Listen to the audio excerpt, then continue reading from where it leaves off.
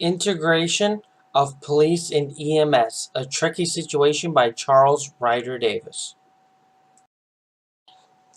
What organizations are involved? Police officers are the first public safety officers on the scene, trained to secure a scene, assess the risks to others, and contain said risks and pass on vital information. A police department is the first public safety officer to receive the call when something is wrong and someone needs help. Police officers are in charge of upholding the law and taking care of their community and citizens therein. Emergency medical technicians are the first line of medical staff a citizen will need to encounter.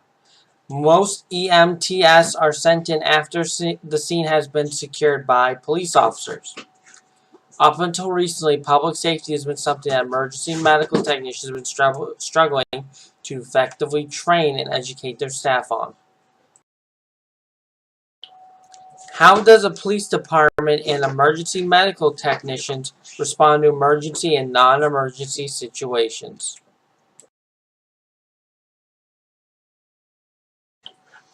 Any police department in this country is overly busy and usually understaffed. On an emergency call, the steps remain the same, but the level of danger is heightened. An officer must secure scene and pass vital information to others at a fast pace. When an officer is called out to a non-emergency call, he responds the same way as he would to an emergency call. He gathers information, assesses the situation, provides the best care that he can, and calls for the proper department if necessary. Emergency medical technicians are called out to many emergency and non-emergency calls. When responding to a non-emergency call, emergency medical technicians show the same regard and safety concerns they would an emergency call. Medical situations can often go from non-emergency to emergency at the drop of a hat. At any call, the patient's vitals must be taken, the patient must be evaluated, and then transported to the nearest hospital for further care. While responding to an emergency call, the chances of emergency medical technician encountering hazards such as fuel or chemicals is much higher, so they must be aware of their surroundings and rely on their safety training. What new methods are used for unusual situations? There are no normal calls when you're a police officer. Call-outs involving a mental health issue are on the rise and have required the police departments to come up with a new strategy. Some departments are cross-trained officers to be part of the crisis intervention team. Other departments are partnering mental health professionals with law enforcement at scene to provide backup and consult on the mental health related issues. Emergency medical technicians are having to respond to more atypical situations as the world changes. More states are setting up rescue task forces comprised of one police officer, one EMT, and one fire department personnel. This allows for EMTs to go in as part of the first wave of public safety officers to assess the victim and apply life-saving medical treatment to victims who might have passed away if they had to wait. What is the public's perception of police officers and emergency medical technicians?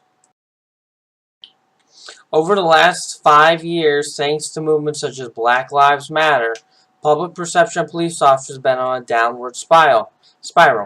One time that public perception is highest of police officers is during a disaster. Officers are trained to run towards danger or stay in situations that most are fleeing. Being able to be so selfless during a time of great danger shows the public that these officers are human, but are willing to disregard their safety to protect their community.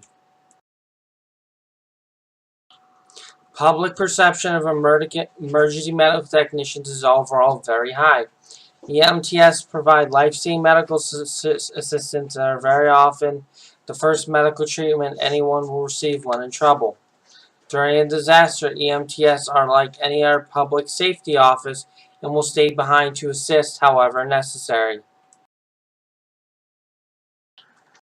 What programs are already in place to integrate police and emergency medical technicians?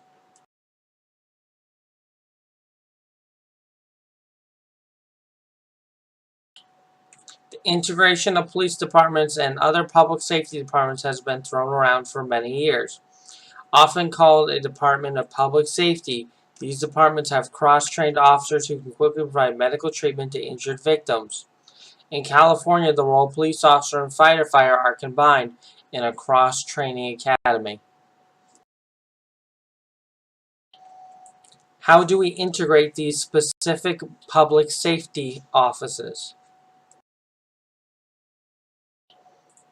The first step to integrating any two public safety offices is to assess the need. If the community need is there, being able to properly train officers and hire new staff that can become cross-trained would be the next step. After training, restructure of the leadership or of the newly formed department and rewriting of policies would lead to better understanding across the board. Having a meeting in the community to let everyone know new department goals, training, and proposed impact in the community would get everyone on the same page.